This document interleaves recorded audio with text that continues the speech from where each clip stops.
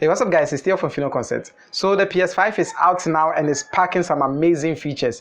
Very soon it will be available in stores for everyone to purchase. But the question is, the price of PS4 have gone down, so it's now the best time to get it. And whilst you are still thinking about that, is getting the PS4 Slim a good idea? In this video, we are going to answer that. Anyway, let's just get started.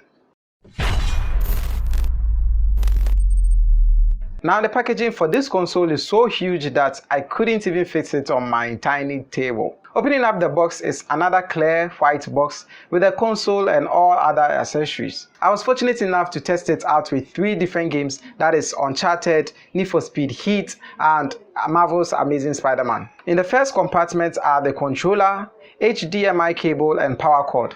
There's also a custom Sony earpiece and micro USB charger, some Sony PS4 guides and user manual, and finally the console itself wrapped around in this egg crate-like shell. Now honestly speaking, I haven't actually owned a console game ever since SNES was a thing. Those days we used to call them family game. So the newest console I own is the Nintendo 64, which is somewhere in this room. I'm pretty sure it's under the bed. I have to check one of these days. I'll be making a video about it very soon once I get a TV to play it on.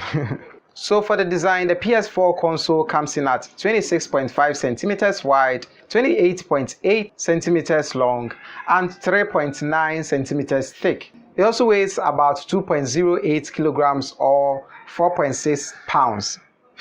Up front is the power button in this rounded rectangle design and the eject button for the discs, with 2 USB 3.0 ports separated neatly on the side.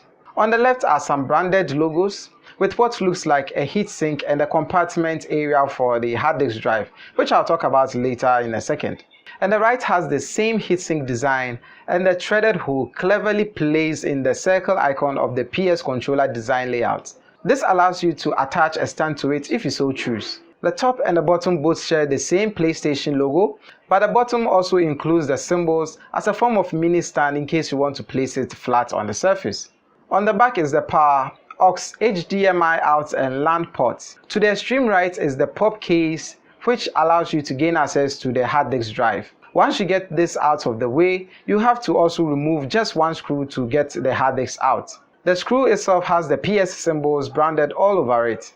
For the specs, we are looking at an 8-core 886 AMD Jaguar processor with Radeon Graphics Core Next engine, with 8 gigs of GDDR5 RAM and 500 or a terabyte of storage. For the controllers, I had mixed feelings when I reached out for it for the first time. It feels a bit different from what I'm used to. I'm always using these cheap controllers you get for playing games on your computer because I'm a PC person. So we have the usual button placement and an extra PS button, which serves more or less like a power/start menu button. The EXT port for charging the controller from a charging station and an earphone jack input. There's also a USB port for charging and a light indicator up front which flashes when pairing to the console each time you turn on the controller.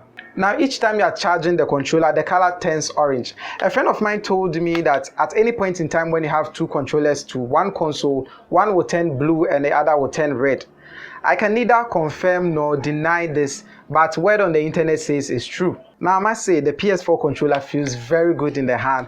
I'm always having these wired controllers lying around. I think I have about 2 of them.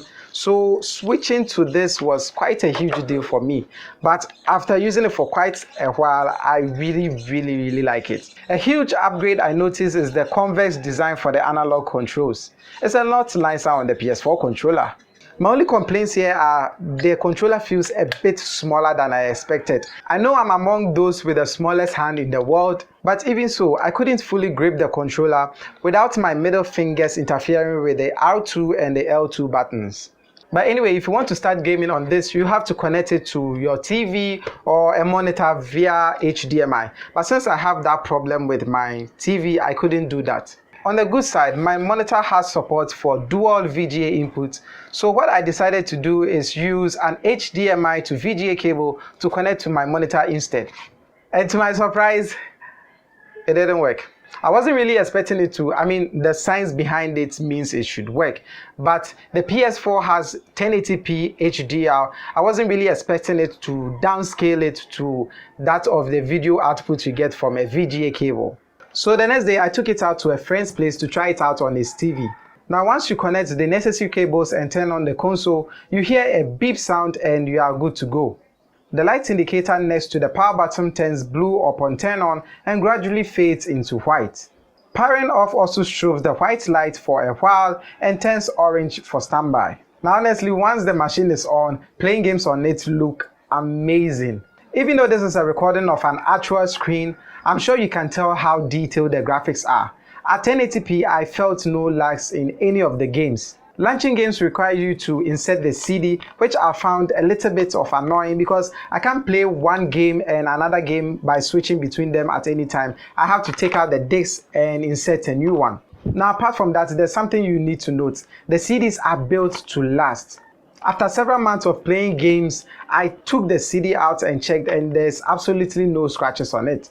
Anyway, I launched Marvel Spider-Man for a while, and at this level that I was, I had to get some clues from a sheet of paper. I tried to read it from the TV screen, but that was when I realized that the 1080p resolution was not clear enough to see anything on the sheet of paper. Now, even with all those complaints, Sony did an amazing job with this console, especially with the controllers. One thing I wasn't really expecting was the haptic feedback I got from this. I mean, I've heard of DualShock controllers, I've heard of all these vibrations they say, but experiencing it for the first time, I wish I was able to record how my emotions were, but I didn't expect it, so I wasn't recording at that time. Unfortunately for you guys, you actually have to have it in your hand to know how it feels like. But if I'm to put it in words, all I can say is it feels amazing. One other thing to also note is that once you start playing games for about 20 to 30 minutes, it starts to heat up on the surface. But even with that, I still didn't notice any lagging in the game, so that's a good thing. So back to the question in the beginning of this video, should you consider getting yourself one of these? So anywhere between 1,800 and 2,000 Ghana cedis for the base model with 500 gigs of storage, now is the best time to get one of these. And if you're lucky, you can even get some second-hand ones on Tonaton for like 1,000 Ghana cedis or even lesser. But I wouldn't recommend it. Just buy it from those big shops like the Accra Mall or Telefonica or anywhere related to that. And the fact that most of the PS5 games which are coming out very soon or are even out already will be backwards compatible on the PS4, so you can still play it on this console. But then again, for someone like me, I feel like the games are too expensive, sacrificing around 300 and 500 Ghana cedis for a single game or a single controller. I don't know. But if you are someone who can invest in that, then you should definitely do that. And in case you don't know, there are some games which are only specific for PlayStation, just like the God of War, The Last of Us, Amazing Spider-Man, Uncharted. You can only play them on the PlayStation. So those of you who think you can download it from PC or play it on the Xbox, those games are not going to come to that. So that's something to also think about. So that's about it. If you have the money to sacrifice, you should definitely get the Slim. It has the same GPU and processing power like the bigger one, even though it doesn't output to 4K or anything like that, but it's still a good deal. So that's about it. If you have any thoughts on videos I should be making in the future, let me know in the comments below. And if you like this video, also give it a thumbs up, subscribe to this channel and other channels which I have them linked below. And as always, don't forget to share with your family and friends. This is Theo from Fino Concepts. And I'll talk to you guys in the next one. Because the prices of the PS4 have gone down, it's now a good... So now that the PS5 is out and very soon it will be coming into stores so that it also weighs about 2.08 kilograms. The right has the same heatsink design and a threaded. So the next day I took it out to a Flens, please. The light indicator on the power button. The light indicator on the power button turns blue. But apart from that, there's one more important to note. Now is the best idea. Now is the best time. So anywhere between 1,800 and 2,000. So anywhere between 1800 and why 2000?